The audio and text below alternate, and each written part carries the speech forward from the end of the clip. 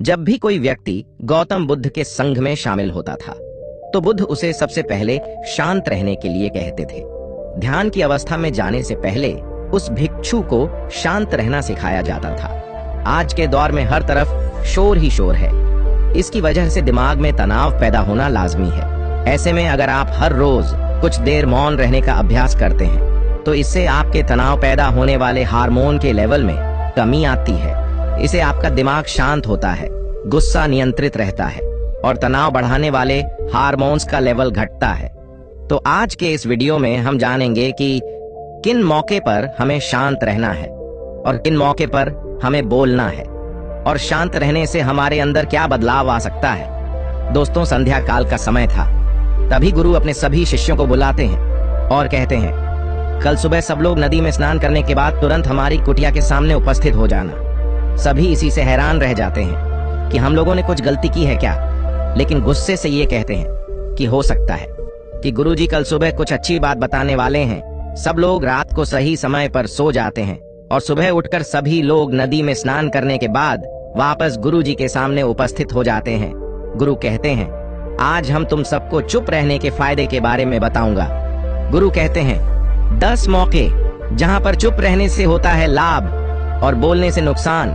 गुरु कहते हैं, अगर आप इन 10 मौके पर शांत हो गए यानी मौन हो गए तो आप जो चाहेंगे वही मिल जाएगा। आपकी जिंदगी में चमत्कारिक बदलाव शुरू हो जाएंगे। जरूरत से ज्यादा बोलना या चुप रहना दोनों ही अच्छी बात नहीं है। जैसे जरूरत से ज्यादा बारिश हो जाना या फिर धूप दोनों ही दिक्कत देती है, उसी तरह अनावश्यक बोलने से भी काफी नुकसान होता है। गुरु कहते हैं कि पहला ऐसा मौका जहां पर व्यक्ति को चुप रहना चाहिए, बिना तथ्य के ना बोले। अगर आपके पास कोई तथ्य नहीं है तो वहां चुप रहने में ही भलाई है। चुप बैठने से दिमाग में नई कोशिकाओं का निर्माण होता है और इससे ध्यान की वृद्धि होती है। बोलने में भलाई वही है जहां आपको किसी चीज के बारे में पूरा ज्ञान हो। अगर आप बिना तथ्य के कहीं बोलते हैं या फिर बेवजह बोलते हैं तो आपका वहां मजाक भी बन सकता है। अगर आपके पास पर्याप्त जानकारी नहीं है तो ऐसी जगह पर बोलने से आपका मजाक तो बनी ही रहेगी, साथ ही साथ लोगों का भरोसा भी आपसे उठने लगेगा। इसलिए ऐसी जगह पर शांत रहो जहां तुम्हें पता ना हो कि क्या बोलना है क्या नहीं। कई बार कुछ लोग ऐसे होते हैं जो हर जगह अपनी उपस्थिति बताने लगते हैं। उन्हें पता नहीं होता है कि हमें क्या बोलना है, लेकिन फिर भी बोलते जाते हैं और फिर बाद में दूसरे लोग उनके जाने के बाद उनका मजाक उड़ाते हैं। जब तक आपको उस तथ्य के बारे में अच्छा ज्ञान नहीं है, उसके बारे में पता नहीं है, तो वहां चुप रहना ही ज्यादा समझदारी है। गुरु ने कहा, दूसरा ऐसा मौका जहां पर व्यक्ति को चुप रहना चाहिए, शब्दों से न पहुंचे ठेस। अगर आपके शब्द किसी को मानसिक ठेस पहुंचा रहे हैं तो वहां चुप हो जाना चाहिए। कमजोर व्यक्ति के बारे में कुछ भी बोलकर आप महान नहीं बन सकते हैं। महान आप किसी कमजोर का साथ देने में बनेंगे। कई बार होता है कुछ लोग अपने से छोटे व्यक्ति को भला बुरा कहते रहते हैं।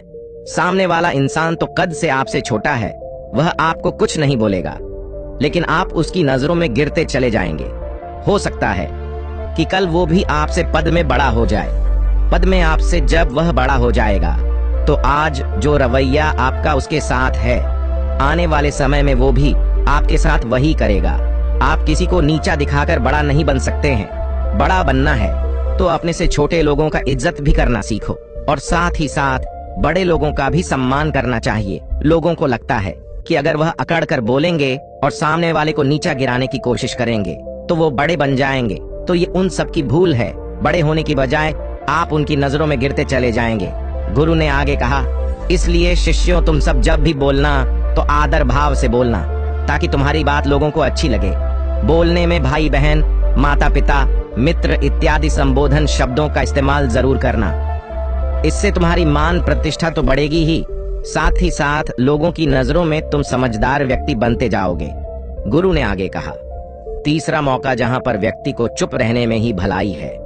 क्रोध या घृणा करने वाले लोग, जब कोई अपना या सगा संबंधी आप पर क्रोध कर रहा हो, आपका अपमान कर रहा हो, तो आपको उस वक्त चुप रहना चाहिए ताकि सामने वाले का गुब्बारा पूरी तरह से फट जाए। आप यदि सही है तो उसे कभी भी माफी मत मांगो और चुप रहकर ही सही समय का इंतजार करो।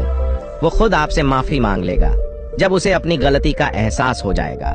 गुरु आगे कहते हैं कि अगर आपका कोई सगा संबंधी आप पर क्रोध कर रहा हो और आप उस समय शांत है, तो ये आदर सम्मान देने की निशानी होती है। इससे ना तो कोई छोटा होता है और ना ही बड़ा। अगर आपको क्रोध आ रहा है तो आप या तो वहां से किसी का अनादर किए बिना चले जाएं या फिर चुप रहे। क्रोध करने से आपके रिश्ते खराब होंगे। क्रोध करने से हमेशा क्रोध करने वाले व्यक्ति का ही बुरा होता है। गुरु आगे कहते हैं कि एक बार की बात है, एक सांप जंगल से भागते हुए किसी राजा के घर में पहुंच गया।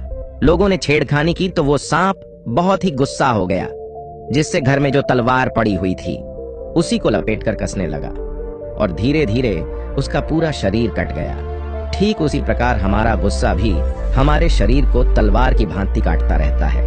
गुस्सा ध्यान से खत्म होता है। प्रतिदिन अगर आप ध्यान की मुद्रा में बैठे तो आपका गुस्सा आपके नियंत्रण में रहेगा। गुरु आगे कहते हैं कि ये तो यह तरीका है कि आप प्रतिदिन ध्यान का अभ्यास करें। इससे आपके शरीर में जो हार्मोन्स गुस्से को बढ़ावा देते हैं वो सब तुम्हारे नियंत्रण में रहेंगे, जिससे तुम्हारे शरीर गुस्से पर आसानी तरह से काबू पा लेगा। लेकिन एक तरीका यह भी है कि जब भी आपको गुस्सा आए तो आप ये समझने का प्रयास करें कि क्या मेरा गुस्सा जायज है या नहीं। हमें वहां पर बोलना चाहिए कि नहीं। जब आप खुद इस बात का आकलन लगा पाएंगे तो आपको खुद पता चल जाएगा कि हमें गुस्सा करना चाहिए या नहीं। फिर भी आपको गुस्सा आ रहा है तो आप वहां से हटने का प्रयास करें, वहां से दूर चले जाएं। धीरे धीरे समय के साथ आपका दिमाग शांत हो जाएगा। गुरु ने कहा, चौथा ऐसा मौका जहां पर इंसान को बहुत ही समझदारी के साथ काम लेना चाहिए, वहां पर आपको चुप ही रहना चाहिए। जहां पर उस मुद्दे से आपका कोई संबंध ना हो। अगर आपका किसी मुद्दे से कोई संबंध ना हो तो वहां आपका चुप रहना बनता है। बिना किसी वजह अगर आप दूसरे के मुद्दे पर बोलेंगे तो ये आपके लिए अनिष्टकारी होगा। इसमें केवल और केवल आपका ही नुकसान है। जल्द ही आप कहीं भी किसी दो लोगों के बीच हो रहे विवाद में जल्दी अपनी टांग न डालें। अगर सामने वाला आपको बुला रहा है अपना झगड़ा शांत करवाने के लिए तो ही आप वहां पर जाएं। किसी की व्यक्तिगत जिंदगी में दखल अंदाजी नहीं देनी चाहिए जब तक कि वो व्यक्ति आपको नहीं बुलाता है अपने झगड़े को शांत करवाने के लिए। कुछ लोग फालतू में दूसरे के विवाद में कूद पड़ते हैं। इससे उनके मान सम्मान और मर्यादा पर लोग उंगली उठाने लगते हैं। गुरु कहते हैं कि 10 मौकों में से 5वां ऐसा मौका जहां पर व्यक्ति को बहुत ही समझदारी के साथ चुप रहना चाहिए। आपके शब्दों से किसी मित्र को हानि न पहुंचे। अगर आपके शब्द सामने वाले के परिवार या मित्रों की प्रतिष्ठा के बारे में बुरी झलक दिखा रहे हैं तो वहां आपको चुप रहना चाहिए। किसी के परिवार या फिर मित्र के बारे में बुरा बोलने से केवल आप ही बुरे बनेंगे। जो चीज आसानी से खत्म की जा सकती है उसे अपने शब्दों से बड़ा न करें। बिना चिल्लाए बात करने का प्रयास करते रहना चाहिए। अगर आप बिना चिल्लाए कोई बात नहीं कह सकते तो आपका चुप रहने में ही भलाई है। किसी पर चिल्लाने से आपके व्यवहार के बारे में पता चलता है। ज्यादा बोलने से चीजें हमेशा खराब ही होती है। कई बार कुछ रिश्ते ज्यादा तेज बोलने की वजह से टूट जाते हैं। इसलिए अपनी आवाज में मीठापन लाए। आपके शब्दों से आपके दोस्त को हानि नहीं पहुंचनी चाहिए। कभी कभी जब हम दोस्तों से मजाक कर रहे होते हैं तो आपके शब्दों से किसी का अनादर न हो। मजाक को भी हमेशा शब्दों के मायने में ही रखें। जहां किसी को शब्दों से चोट लगे वहां चुप हो जाना चाहिए। ज्यादा बोलने से हमेशा नुकसान ही होता है। किसी और की प्रतिष्ठा को अपने शब्दों के माध्यम से उसे हानि नहीं पहुंचानी चाहिए। यदि आपके शब्दों से किसी और की प्रतिष्ठा को ठेस पहुंच रही है तो वहां आपको चुप हो जाना चाहिए। जब कोई व्यक्ति आपके सामने नहीं है तो आप उस व्यक्ति के बारे में बुरे शब्द किसी तीसरे व्यक्ति के सामने ना बोलें। गुरु कहते हैं, छठा मौका जहां पर व्यक्ति को चुप रहना चाहिए, जब कोई कर रहा हो किसी की बुराई। जब कोई आदमी आपके सामने किसी तीसरे आदमी की बुराई कर रहा हो तब तुम्हें चुप रहकर बस सुनना चाहिए।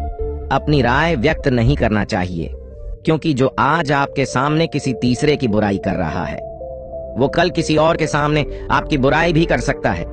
यदि आपने कुछ कहा है तो नीति शास्त्र के अनुसार जो अपने मुंह को बंद रखता है और बुद्धि से काम करता है वही इंसान समझदार होता है। बिना जरूरत के बोलना, किसी के बारे में किसी के बीच में बोलना, ये गलत बात है। कभी कभी हमारे लिए बुद्धिमानी इसी में होती है कि हमें अपना मुंह ऐसी जगह पर नहीं खोलना चाहिए।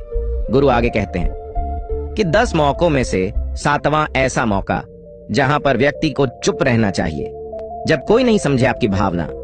यदि आपको लग रहा है कि कोई व्यक्ति आपकी भावना, दुख या परेशानी को शब्दों में नहीं समझ रहा है, यदि आपको लग रहा है कि सामने वाला व्यक्ति आपकी भावना या दुख को या आपकी जो परेशानी है उसको वह समझ नहीं पा रहा है या समझने का प्रयास ही नहीं कर रहा है या वह आपको ध्यान से सुन ही नहीं पा रहा है, तो ऐसे व्यक्ति के सामने आप चुप ही रहे, क्योंकि ऐसे लोगों को आपकी भावना या दुख से कोई मतलब नहीं होता है। ऐसे लोगों को अपना राज बताकर आप पछताएंगे ही बाद में। इसलिए हर किसी को अपने मन की बात नहीं बतानी चाहिए।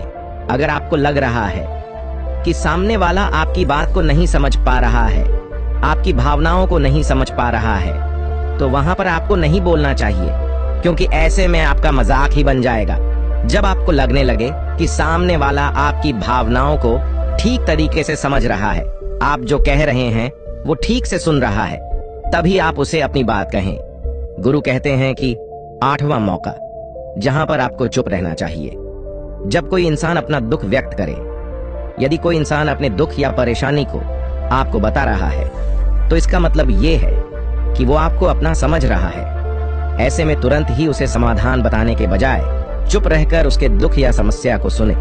उसके दुख या समस्या को किसी और को ना बताएं। वो इसलिए नहीं बता रहे हैं कि आप उसकी समस्याओं का समाधान कर देंगे, बल्कि वह इसलिए भी बता रहा है कि सामने वाला उसकी बात को समझ रहा है। कई बार बताने से दुख कम हो जाते हैं।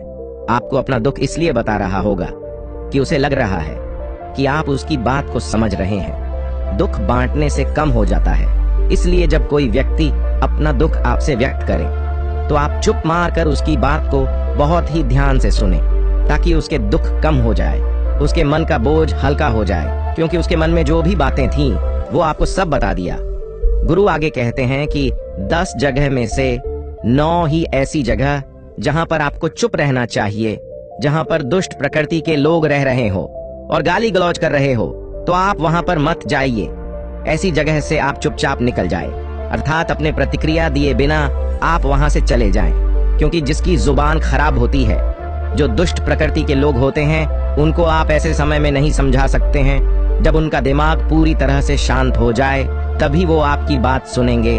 इसलिए जहां पर दुष्ट प्रकृति के लोग आपकी बात को ना मानते हो और ना ही सुनते हो, तो आपको वहां पर नहीं बोलना चाहिए।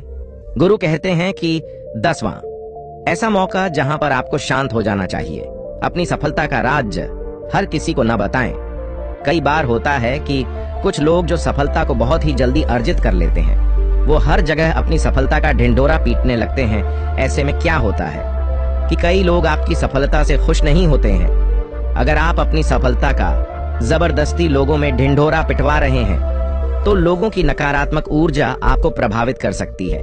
जब आप सफल होंगे तो सबको पता चल जाएगा कि आप सफल हो गए हैं। ढिंढोरा पीटने से नुकसान आपका ही होगा। इतना कहकर गुरु ने कहा शिष्यों को कि तुम सब अब जाओ और उतारो अपने जीवन में मेरी ये 10 बातें और जीवन को खुशी खुशी से जियो।